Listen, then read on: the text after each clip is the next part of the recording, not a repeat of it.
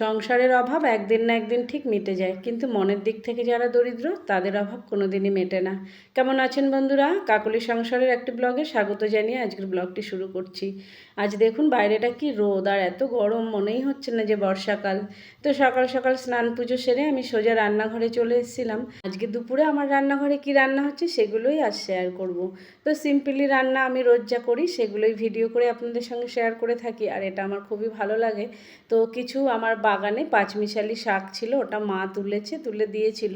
তো ওটা কেটে বেছে ধুয়ে আমি কড়াইতে সর্ষের তেল গরম করে একটু রসুন দিয়ে আর শাকটা ভাজতে দিয়ে দিয়েছি। আর একটা কড়াইতে তেল গরম করে ওর মধ্যে দিয়ে দিয়েছি বেশ খানিকটা পেঁয়াজ কুচি আর কয়েকটা চেরা কাঁচা লঙ্কা। এর মধ্যে দিয়ে দেবো আমি কেটে রাখা চিচিঙ্গেগুলো। কে কী নামে বলেন আমি জানি না, আমি তো চিচিঙ্গেই বলি। ওই পেঁয়াজের মধ্যে দিয়ে দিয়েছি নুন, হলুদ আর চেরা কাঁচা লঙ্কা, আর দিয়ে দিয়েছি কেটে রাখা চিচিঙ্গেগুলো।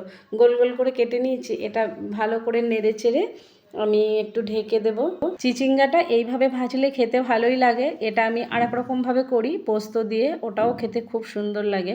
তো দেখুন রান্নাটা আমার প্রায় হয়ে এসছে। উপর থেকে দিয়ে দিয়েছিলাম একটুখানি চিনি। এইসব ভাজাগুলোতে একটু মিষ্টি মিষ্টি হলে খেতে খুবই ভালো লাগে, আপনারা চাইলে অ্যাভয়েড করতে পারেন, আমি একটু দিয়েছি। তো চিচিঙ্গে ভাজাটা আমার পুরো কমপ্লিট হয়ে গেছে। এবার একটা বাটির মধ্যে ঢেলে নেব, নিয়ে উপর থেকে দিয়ে দেবো একটুখানি পোস্ত। আর এই পোস্তটা দেওয়াতে এর দেখতেও যেমন সুন্দর হয়েছিল, খেতেও ভালো লাগছিল। খাওয়ার সময় মুখে পড়ছিল বেশ, পোস্তটা দারুণ লাগছিল।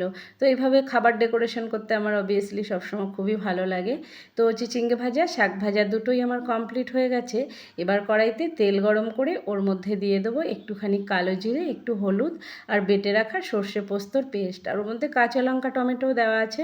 তো পেস্টটা ভালো করে নেড়ে চেড়ে ওপর থেকে একটু নুন হলুদ দিয়ে একটু জল দিয়ে ভালো করে কষিয়ে নেব।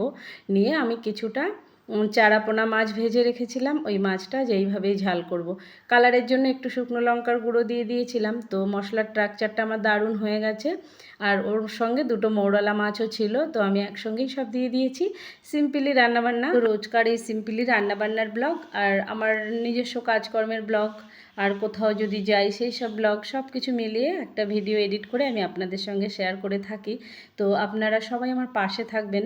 আর আমার মেয়ের কলেজ শুরু হয়ে গেছে, ত্রিশানের স্কুল, তো ওদের জন্য আমার অনেকটা সময় বের করতে হয়, ওদের সঙ্গে অনেকটা সময় আমাকে থাকতে হয়। তো সব কিছু করে আর এই ব্লগটা আমি করে থাকি, তো আমার একটু ভালো লাগে। তো ভালো লাগা থেকে এগুলো করি। আপনারা অবশ্যই আমার পাশে থাকবেন, সাথে থাকবেন। আমাদের মতন হাউসওয়াইফদের সারাদিন সংসার সামলে, বাচ্চাদের সামলে একটা ভিডিও করা, তাকে এডিট করা যে কত কষ্টের, সেটা আগে বুঝতাম না, এখন আমি খুব বুঝতে পারি। তো সবাই সুস্থ থাকবেন, ভালো থাকবেন, আর পাশে তো অবশ্যই থাকবেন। দেখা হচ্ছে নেক্সট কোনো ব্লগে।